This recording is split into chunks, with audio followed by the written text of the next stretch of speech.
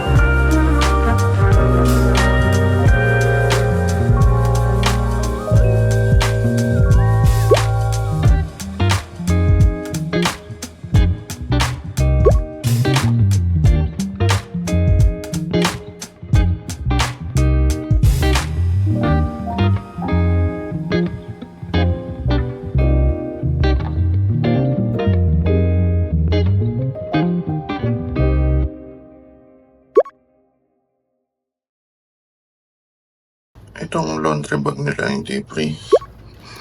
Kung gusto mo daw iuwi, ibayad siya 250. Pero kung gagamitin mo lang mo, pwede naman, babalik nyo rin. Pero pag uwi nyo, babayaran yung 250.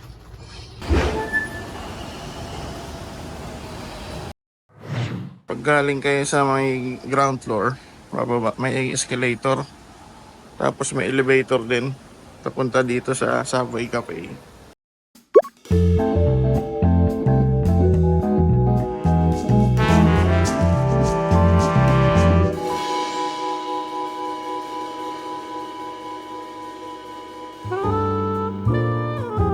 Fried fish fillet, chicken sausage, stir-fry veggies, Alfredo pasta, soup of the day, vegetable soup. Ito yung salad bar tsaka mga fruits. Maki, pastries, muffin, white and brown butter, maple, strawberry, chocolate syrup, waffle, cheese bread, pandesal, biko, egg station, scrambled egg. Yung Filipino section siguro to kasi may pitang corned beef. Then, arroz caldo. Condiments ng lugaw, corned beef, medyo dry ah.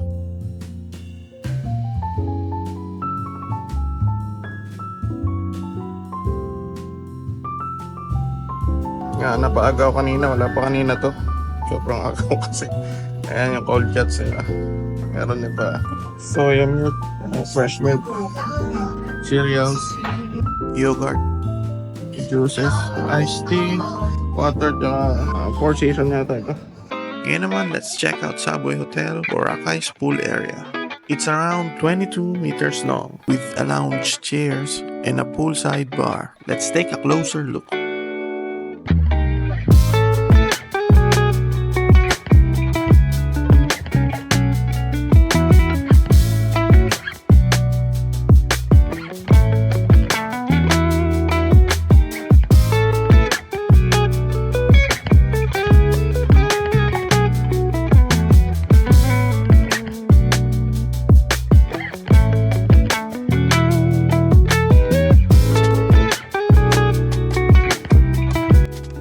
Sa paligid ng pool area ay masasabi kong parang isang mall pero nasa labas. Kagaya niyan, meron pang tattoo shop dito. May mga bar and restaurants na nakapaligid paikot. Dito lang mismo sa loob ng resort ng Savoy.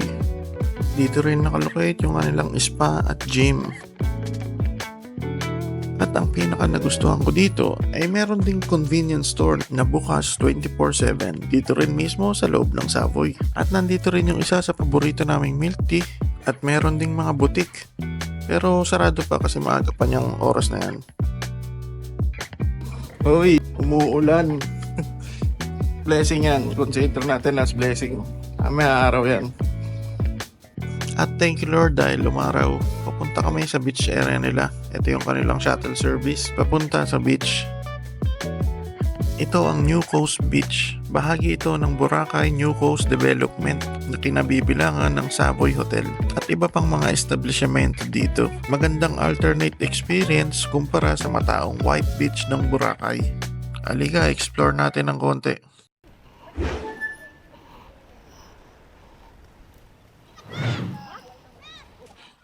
Kaninang umaga, medyo malakas yung ulan kaya ganyan pa ang mga masa-masa. Ngayong mga bandang 8:30 AM, biglang nawala, tirik ang araw. Kasi yung isa sa tourist attraction din dito sa Boracay daw yung keyhole. Ayun, pwedeng lakarin dun. Yan. Dito, daan pabalik sa hotel. Ayun yung shuttle service. May oras yan ang dating. Hatid at sundo yung shuttle service. Tapos may mga ready naman doon na beach bed. Tapos doon medyo parang may doon pwedeng tumambay doon sa ilalim ng bato na yan. Yan, medyo calm yung alon. Tignan natin yung temperature ng tubig.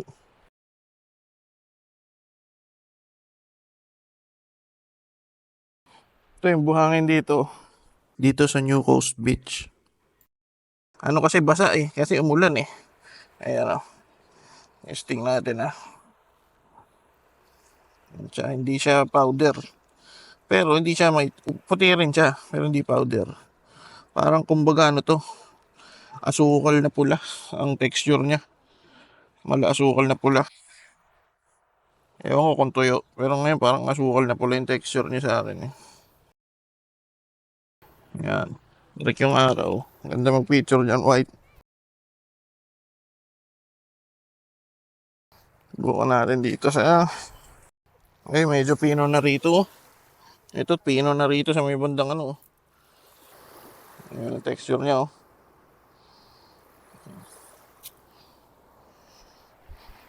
Tingnan natin yung kung malamig yung tubig. Uy, medyo maligamgam. Ayun. Awa ng Diyos umaraw. Hapon tsaka nung isang araw puro ulan Ganda. Ito yung tinatawag nilang New Coast Boracay. Yung tubig, ito yung hindi ako masyado nalilinawan dito kasi umulan nga. Tapos may maraming mga tinangay na dyan. Hindi naman siya basura, mga nature siya na sa mga dahon-dahon. Kasi umulan eh. Ayun oh.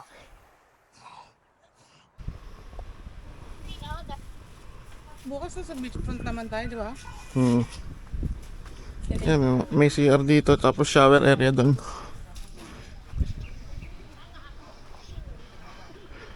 Dito may playground ng mga bata pa. Slides. Ito parang may bazaar.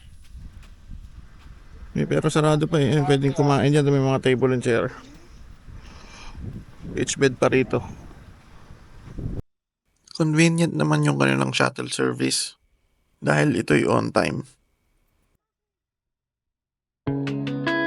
Ito po yung review kong ng pag-stay namin dito sa Savoy Hotel. At nag-stay po kami dito ng January 1, 2025. Kung masasabi ko po dito, napakalawak, malaki-laki itong New Coast, bagong New Coast Boracay. So meron ditong, hindi lang Savoy, may Belmont, may mga ibang hotel and restaurant dito. Pagdating namin dito na feel kagad namin yung Island vibe. Ayun, maririnig yung mahuni ng ibon. Sa location, Savoy Hotel is located sa tawag nilang New Coast Boracay. Kung marami kang gagawing activities, may mga shuttle naman sila, mabilis naman dumadating. At meron ding e-trike na nakabang sa harap ng hotel. So tingin ko hindi problem dito yung transpo. Pero nga lang medyo malayo siya sa mga activity area. Sa room, masasabi ko, ito inuulit ko lang po. Disclaimer lang, January 1, 2025. So galing to sa holiday season. So siguro kinoconsider ko na lang na yun medyo daming tao. Pero ang mga napansin ko dito is unang pagpasok namin, hindi mabango yung room. May konting amoy kulog na amoy. Hindi kasi yung ibang mga napag-stay namin talagang amoy malinis. So ito agad ang unang namoy ko hindi siya mabango, hindi bagong linis yung amoy. Medyo may amoy kulog pa. Pangalawang napansin ko, mahihinaan ako sa AC kahit na yung temperature control na 5 degrees. Dapat halos nag-i-yellow na yun, pero tingin ko may sira yung AC. Pero hindi na namin hindi na kami palit ng room dahil pagod na rin. Tsaka parang busy nga dito sa lobby. Hindi naman siya walang aircon, hindi lang sobrang lamig. Tapos amoy luma yung mga unan, amoy kulog nga. Yung unan kumot siguro hindi siya bagong laba, stuck siya, or matagal walang hindi nalinisan tong room na napag-stay namin. Lalo na yung dalawang extra kumot na binigay sa amin, yung kulay brown. Ako, mabaho. amoy basahan. Alam niyo yung medyas na napasa, excuse me lang sa kumakain, medyas na hindi maganda amoy, nakulog. Yun lang naman yung masasabi ko rito negative calls na na-experience namin. Yung iba, okay na lahat. Maganda yung lugar, yung surroundings, amenities. Meron silang kompleto pool, gym, spa. Meron ding souvenir shop. Marami, complete amenity. Yung mga pool, malawak, malaki. Ang specialty dito, may 7-Eleven, milk tea, may mga resto sa baba. Marami kayo, hindi na nyo na kailangan pumunta dun sa station 2 o sa ibang meron dito mismo sa loob ng hotel sa baba. May convenience store, 7-Eleven, 24/7 yan bukas. Sa pagkain, sa food, tama lang. Busog ako dun sa breakfast buffet tsaka in-room dining na nag-order kami. Masarap yung in-order namin na dinner, sisig tsaka hindi ko lang na-picturean kasi gutom na kami nun. Hindi ko na-videohan na Masarap yung mga pagkain. Though konti lang yung pagpipilian sa breakfast buffet, na konti na ako, pero tama naman, swak naman sa presyo, sa staff, accommodating, good service. Sa price, panalo to. Okay yung price para sa akin. So yun, sana nakatulong tong video na to, kung nakatulong po at gusto nyo yung mga ganitong klaseng video, paki-subscribe na lang po yung channel at hit like. Share nyo na din sa mga traveler ng friends. Thank you.